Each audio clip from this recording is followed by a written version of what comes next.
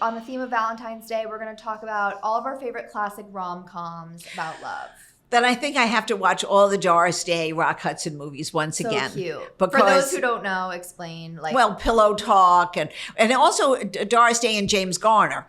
Those were the combinations. Those two men with Doris Day. I think everybody in the 60s and the late 50s were in love with the couples. And we don't have to discuss the same couples every time. Yes, they built a whole series of films together, and it was always, Doris Day being the woman. She was a very strong woman, even then.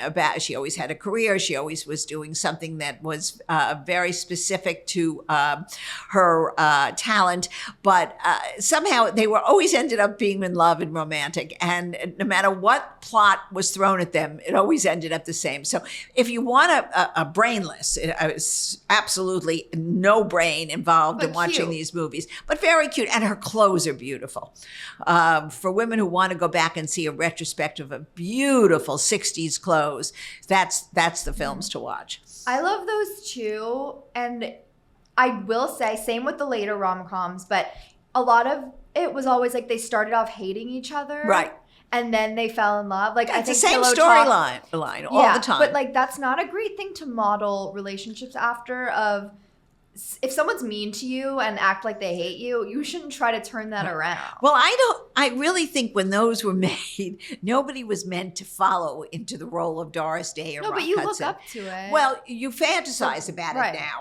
I mean, and now you see a lot more of those. Yes. Those were movies on big screens. And they were not, something you'd see on the Hallmark Channel every night. Mm-hmm. So I think it's a little different in that case. They weren't as frequent. But I don't think that anybody really thought they were going to live the life of Doris Day and Rock Hudson. It just wasn't. That was Hollywood. And that was a fun thing.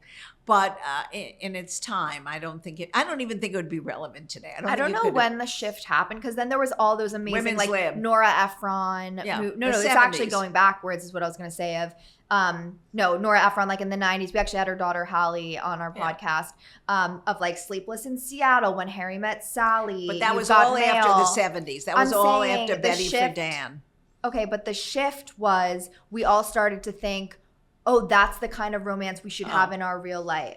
Like that, with those movies, everybody was like, I want to feel like that. Oh, right. So you're saying in Hollywood in the 50s and 60s, no one took it Nobody as knew. serious. No, everybody knew but everybody everybody that was a farce. Takes rom-coms as, I want a rom-com. So I was wondering where that shift happened. I have no idea. And some man who's in a studio who's thinking about making money, because I don't think these things have anything to do with reality. I don't know one person. I mean, that the had women, a relationship it wasn't just like that. like women were writing the stories. Yeah, who's ever writing it? It's still in the studio somewhere in Hollywood. And they're writing stuff that is just not feasible, but it's fun and enjoyable and lighthearted. And I think now there's a shift of people. The thing is, you don't want to see realistic always, because the ending might be that they break up. The ending is realism. So you don't really want to see that. Everybody wants to believe in the fantasy. That said, there were shows, and we've talked about this before, but like Nobody Wants This, Erin Foster, who also designed the sweatshirt you're wearing. Oh, I love this. Favorite Daughter. That's a favorite grandma sweatshirt if people are just listening.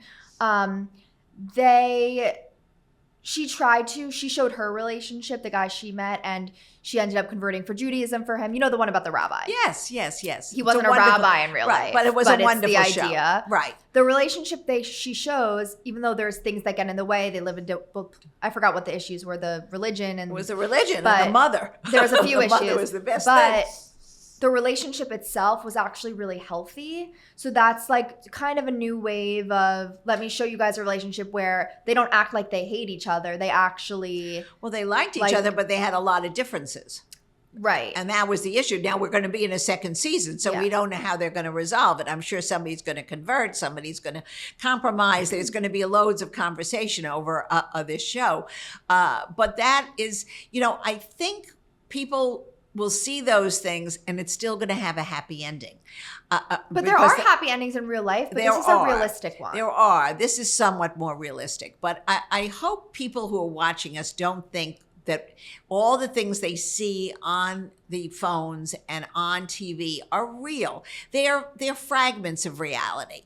Your reality could be very different from all these things. These are actors and actresses and people writing plays and writing short stories who have an agenda. Real life doesn't really follow an agenda, and you don't always know where it's going to take you. So it's important to look for what you want and what you think is right for you. That's a very important thing in my mind, anyway.